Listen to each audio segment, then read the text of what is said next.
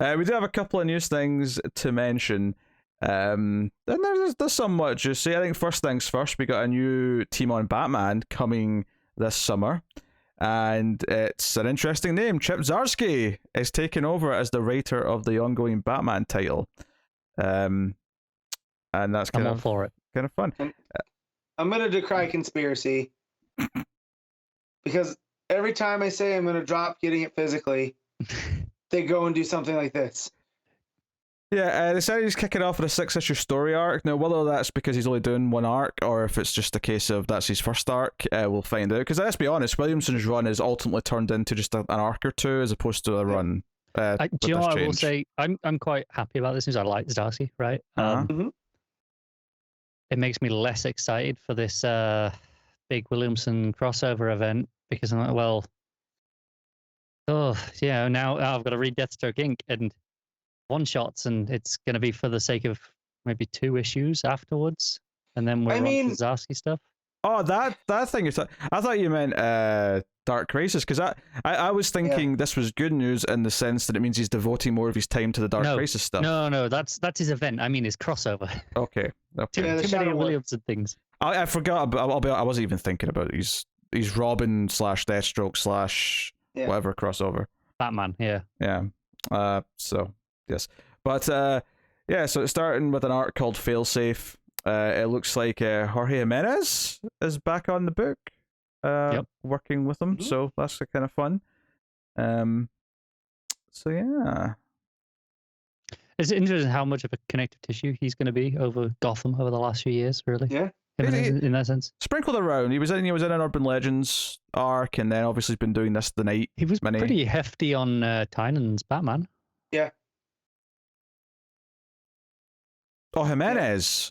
Jimenez, not Zdarsky. I was talking about Chip. Yeah, no. It took me a second. I was like, no, that's. I did clarify afterwards.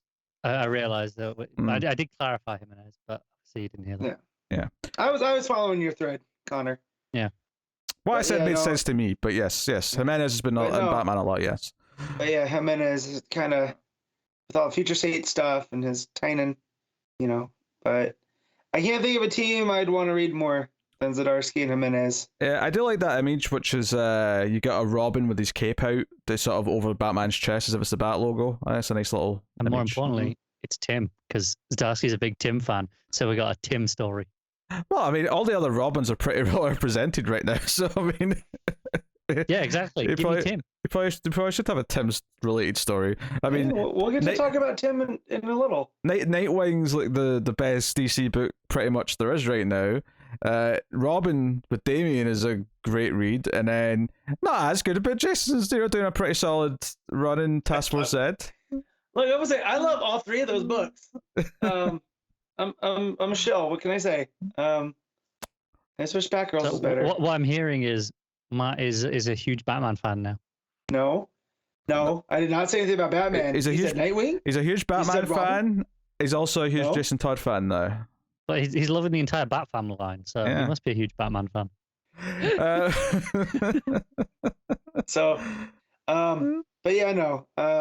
The Robins are well represented right now, except for Tim.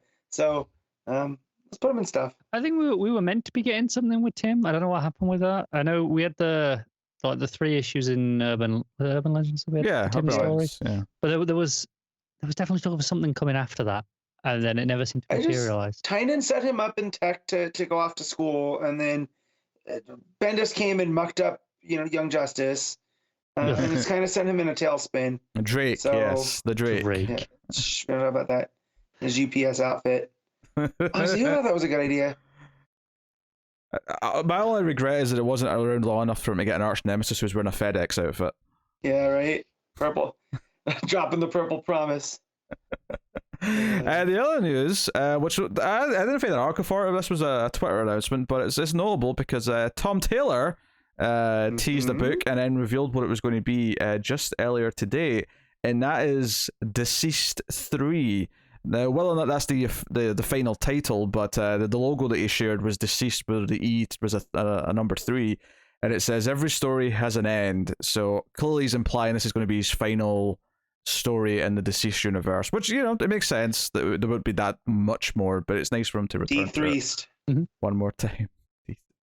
No, the three's at the end. This is Deceased. Yeah. All I know is Zombie Superman's still in the sun, and that's a plot thread. Maybe it's Deceased 3D.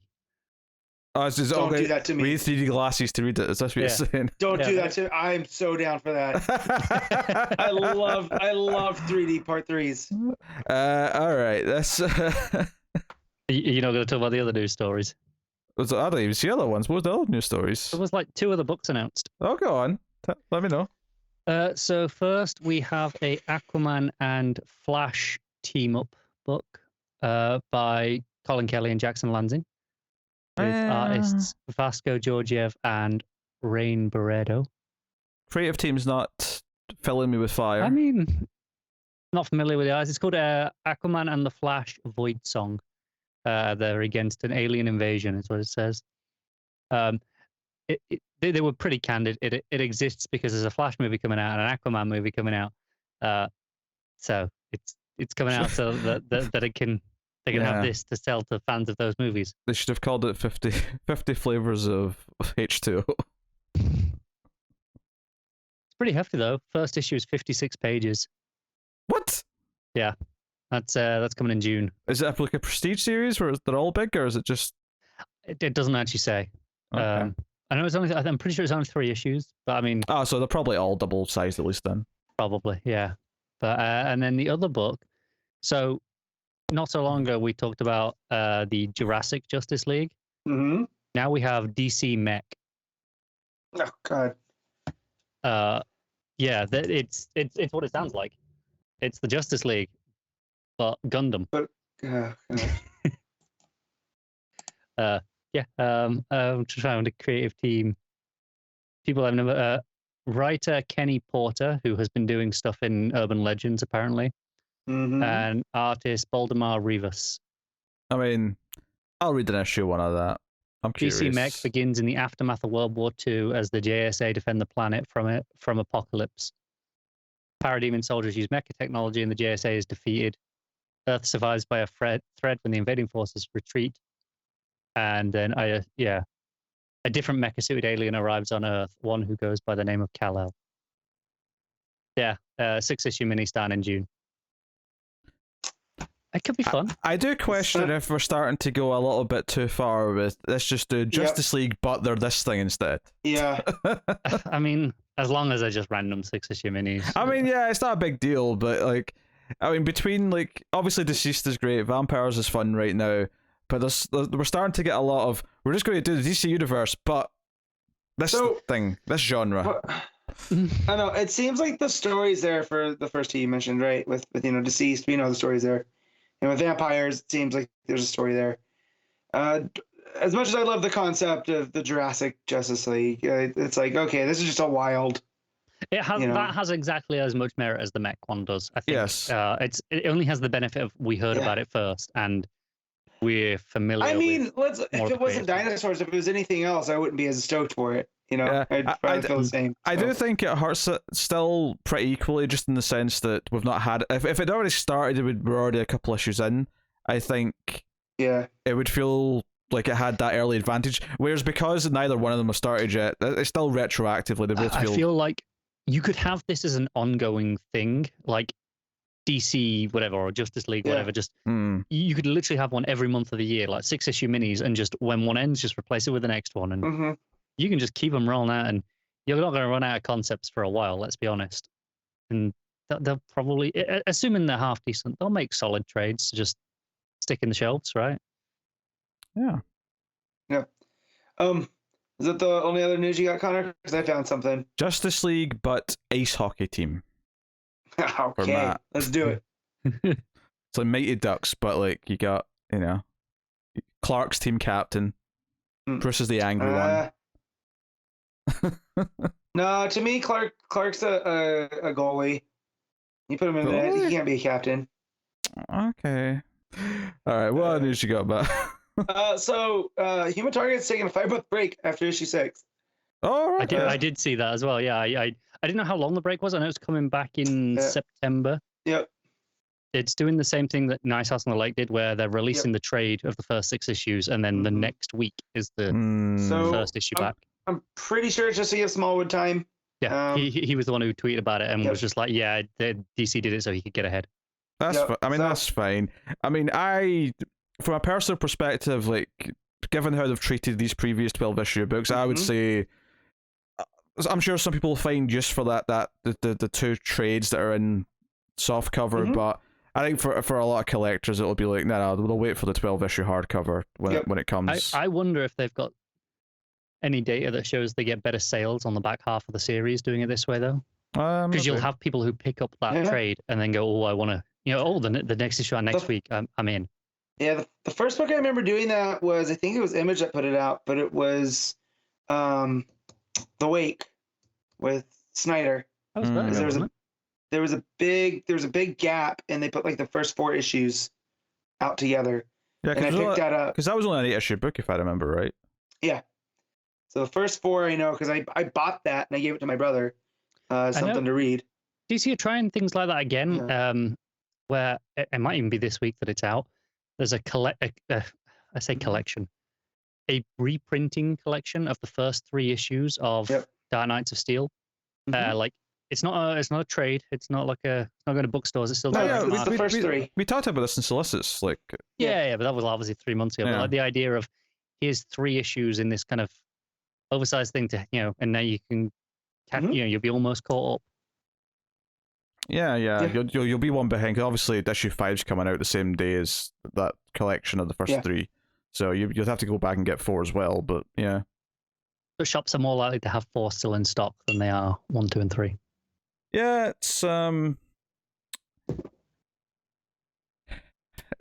tough. Like, I mean, I think there's a lot of things you have to kind of normalize with people. This idea that you can, you can buy a trade, then jump into the singles, or you can read the first batch digitally, then jump into the physical singles if you want to, or whatever it may be. I think Image have been doing it for a long time, where a lot of their books do their 6-issue arc, then they'll take 3 months off. And in those 3 months, usually in the middle month, is where they release the trade. Do you know the problem with comics is that I think everyone who's read comics for a while has to just eventually you make peace with the idea that you just can't have everything collected from the start. And if you do make the choice to do some special runs like that, then it's that's your special ones that you're focusing on or whatever. Almost every other medium, you don't have to make that compromise with things. You can collect entire TV runs, you can collect entire movie franchises, you can collect an entire series of books relatively easily. Even all of those things you've mentioned have problems with print. When you're running out of print, then you're stuck. A bit more these days, sure, but when I was first getting into comics and like the entire prints, entire runs were printed, things like that. Back then, like buying DVDs was a very easy thing because physical media was booming at the time for when it came to other formats. Whereas obviously now DVDs, CDs, like all those things are all kind of like they're all dying. But there was a time dead, to be honest. Yeah, I mean, CDs are. I mean, vinyl has a bit of a niche market, and that's it. Let's be honest. I believe, at this point. As of recently, vinyls. I don't think they sell more copies, but because they cost more, they're worth more than the CDs in terms of market share. I have no doubt about that, but when I say niche, I mean just niche compared to everyone listening to it on a music service. Right. There's definitely niche compared to that. Oh yeah. Well, because there's a collector's mentality. Yeah.